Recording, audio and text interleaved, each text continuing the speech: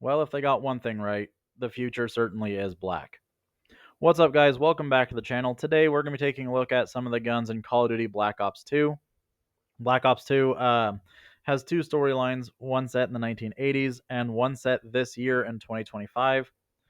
The game came out in 2012, so I thought it'd be interesting to take a look at the game and explore how they thought military weapons technology would progress in the 13 years since the game came out and where it actually wound up. And as one more quick side note before we get into the game, the Black Ops series is it's one of my favorites of Call of Duty to the extent that my son's name is actually Mason. So sit back and enjoy while we talk about this game. We're going to be running through this mostly in the same order as in the story mode. So the first weapon we're going to be taking a look at is the Browning High Power, which is the starting sidearm in the first mission.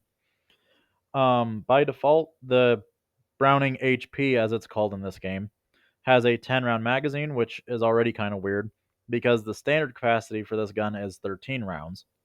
And in the modern era, we have 15 round magazines that pretty much come with new production guns. So a 10 round magazine is kind of weird. There is a 40 Smith & Wesson variant that did have a standard 10 round magazine, but it didn't exist back when this is going on in this time period. I also never realized this was the gun that Mason took out Menendez's eye with. For some reason, growing up, I always thought it was a 1911. From the point of view, though, in that cutscene where Mason is holding Menendez hostage, the barrel protrudes ever so slightly from the front of the slide, almost like it's out of battery. So that's another thing that's kind of weird about this gun. But otherwise, it's a pretty solid little gun. A common trend that we're going to see with the future guns in this game is that while they look cool and futuristic, they're really not. A lot of them are actually a lot older than a lot of people would think, right? The FN57 is a perfect example. The 57, the caliber as well as the gun, along with the P90 submachine gun, were actually developed in the early 90s, late 80s as part of a NATO trial to replace the 9mm cartridge. Ultimately, it didn't succeed. And for military usage, its competitor, the 4.6 by 30 from HK, actually seems to be a bit more successful, at least as far as the U.S. military is concerned, because the SEALs, I believe, are huge fans of the MP7.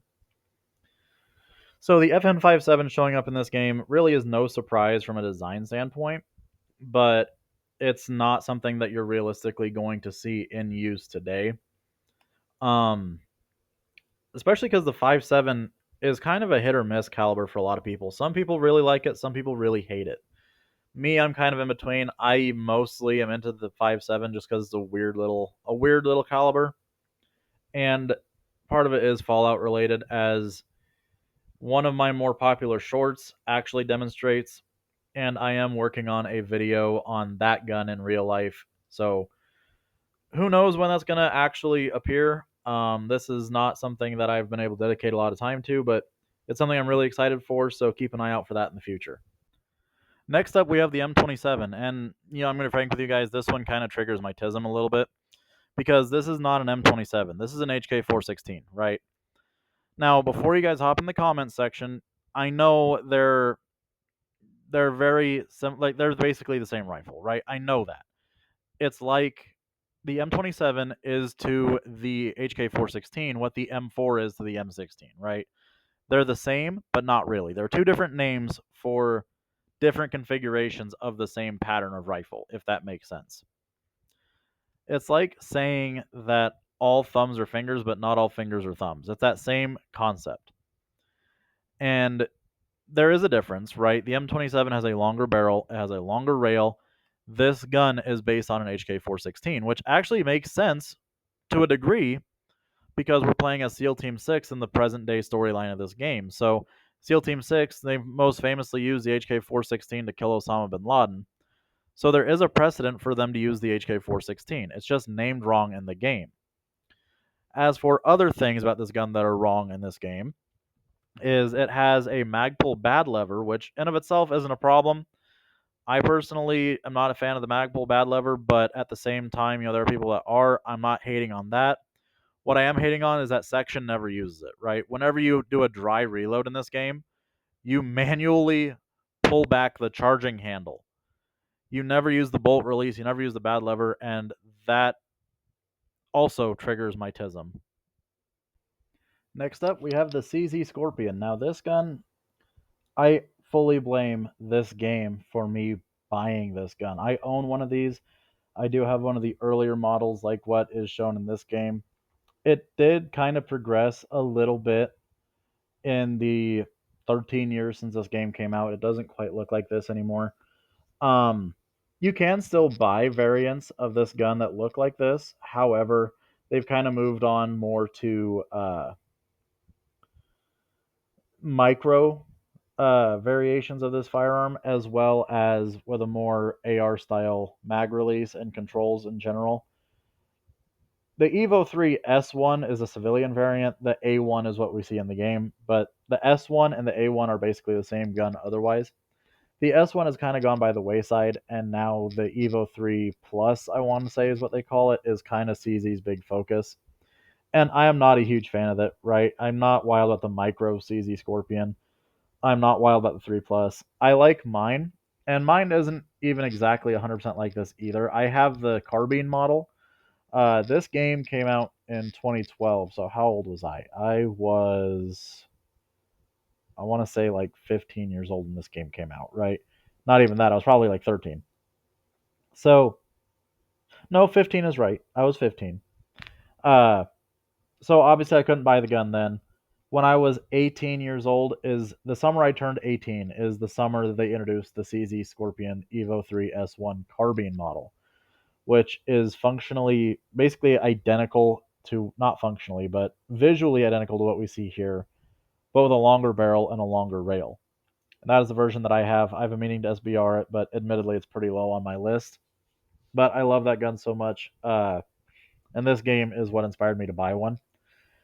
As for things in this game that are kind of weird about it, they're not I'm not gonna say wrong, just kind of weird. Is the barrel is slightly too long for what it should be, right? The barrel extends a little bit too long, a little bit too far for the A1 model. Um, but the sights kind of point to this more as being a prototype model. The production model does not feature this style of sights, so this is more of a prototype model. So I'll kind of give that a pass. And by default, it has a 32 round magazine capacity, which by default back in the day, really all you had was 20 and 30 round magazines. There are 32 round mags that exist today. There's also like 35 round magazines, but back in the time period this came out, really all we had was 20 and 30. Otherwise, this is a pretty solid depiction of this gun. I really enjoy it. Like I said, this is the game that made me want one, and now I own one. So, next up is the gun that definitively proves that this game is set in an alternate timeline from our own. If all the advanced technology, such as drones and walkers and that shit, didn't make that imminently obvious. Um, this is the MAA1, which is basically a fully realized and adopted version of the XM8 assault rifle. Quick and dirty rundown on the XM8, in case you're not familiar, is the XM8 was one of the U.S. Army's attempts to replace the M4 carbine back in the early 2000s. It is also a primary weapon in the Crisis series. So, this is another example of a video game that uses this very real gun as a video game gun just because it looks cool. Now, the XM8, the biggest reason why it failed, because just yesterday I saw a video on YouTube asking, well, why did the U.S. military not adopt this gun in my YouTube Shorts feed? And the biggest reason is because it melted, right? This gun fucking melted. It was pitched to the U.S. military as a lighter weight, more reliable assault rifle that can do everything that the M4 could do and could do it better. And here's the thing with the military trying to replace their weapon systems. Yeah, it might be better, but it needs to be better enough. And the XM8 straight up was not better, right? Sure, it might have been more reliable as far as like being able to fire in adverse conditions, but under continuous fire, the XM8 straight up fucking melted. Because the reason it was so light in comparison to the M4 is because most of it was made out of polymer. And this was back in the early 2000s. This is back before we have a lot of guns that are made out of polymer, and that technology wasn't truly refined yet. And the XM8 straight up fucking melted under sustained fire.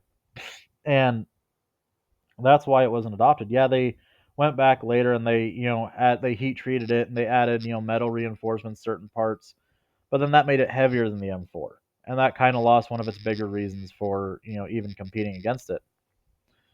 Um, but much like Crisis, this is an alternate universe wherein the XM8 was adopted, and this is a variation thereof. Uh, Really, as far as looking at this gun in this game, it just looks like a fully realized version of the XM8. Honestly, there's not a lot I can say about it that's wrong. Just what could have been, basically.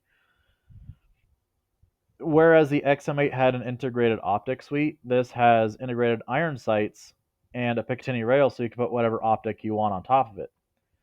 And whereas the XM8 had a unique attachment mounting system, a proprietary attachment mounting system, this just has Picatinny rails. So this is basically just a fully realized version of the XM8, and I am all here for it.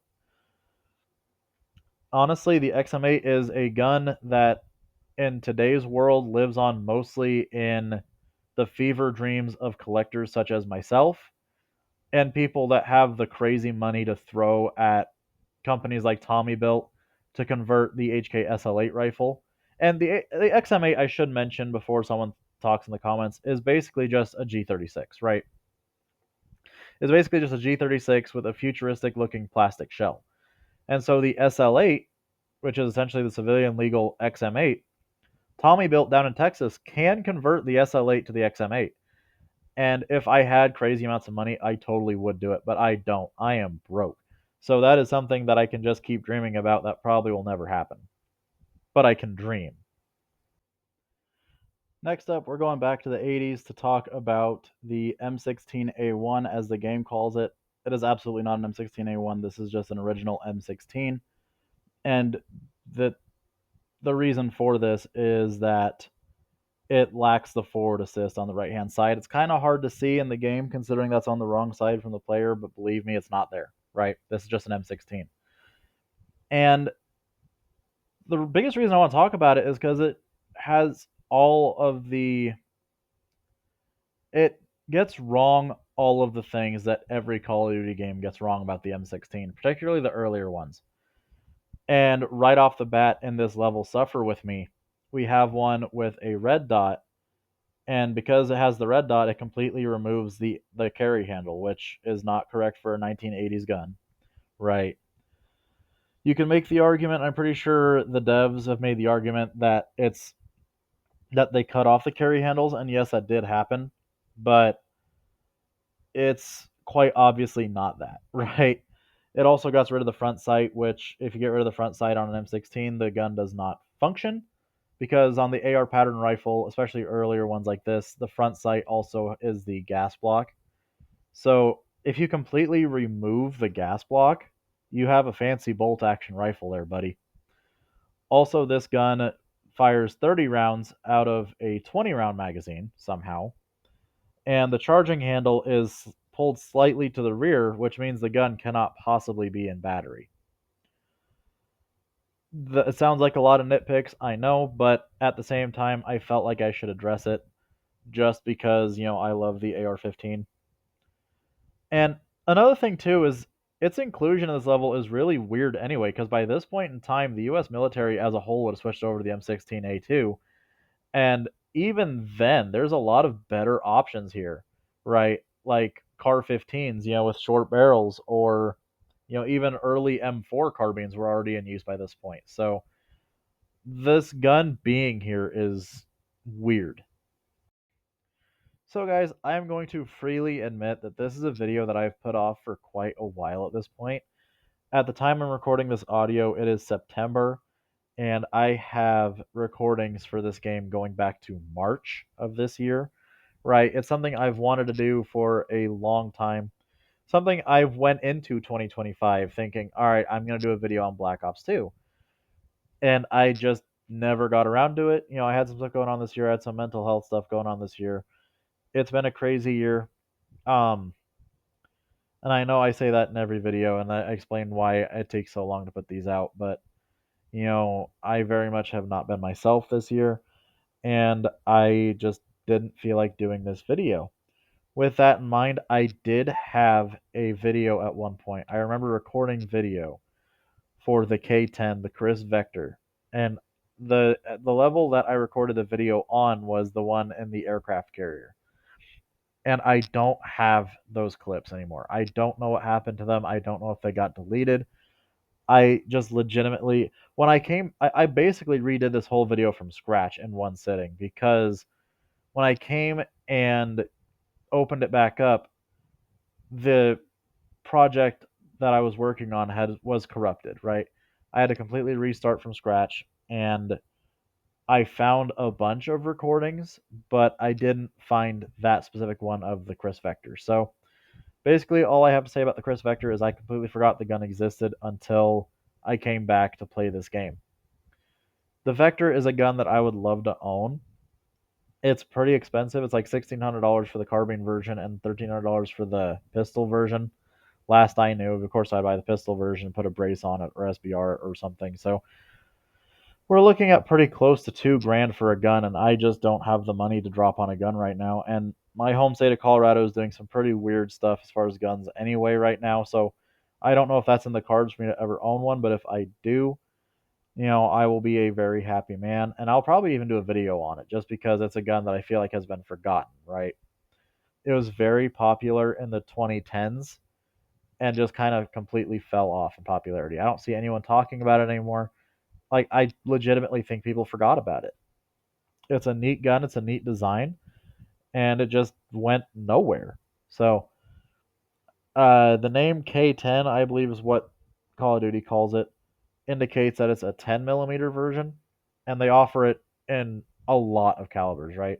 It's been a while since I've looked at it, but they've had it in 9 mil for a while, 22 long rifle, 45 ACP, 10 millimeter. I even think they had like 357 SIG for a while there. I don't think they still make that one, but yeah, this gun is available. Like the Chris Vector is available in a lot of different calibers, and I would probably get a 10 millimeter version just because 10 millimeter is the best millimeter. But uh, the gun did change a little bit since this game came out. I know you can't see the one in the game or in real life, but the one in the game is obviously based on the first generation model, and they've kind of progressed a little bit after that. So it's not quite what we see in the game if you go back to play the game. But of course, Infinity Ward or no, Black Ops is Treyarch. Sorry, Treyarch wouldn't have known that would have happened back in 2012. So overall, the Chris Vector is an interesting gun that just went nowhere, and it's a real shame. With that out of the way, thank you guys so much for watching the video. I'm sorry it took me so long to do this. I really do want to be more involved in this stuff. It's just I don't have the money that a lot of gun tubers have, and I don't even really have a lot of money to be buying video games to just constantly make video game content. So, if you guys are interested, like, subscribe, and drop some comments on what you would like to see. I do have some ideas for videos that I can do. It's just a matter of actually getting around to doing them. But I promise you, I am not done with YouTube. I will be back, and I will see you guys in the next video.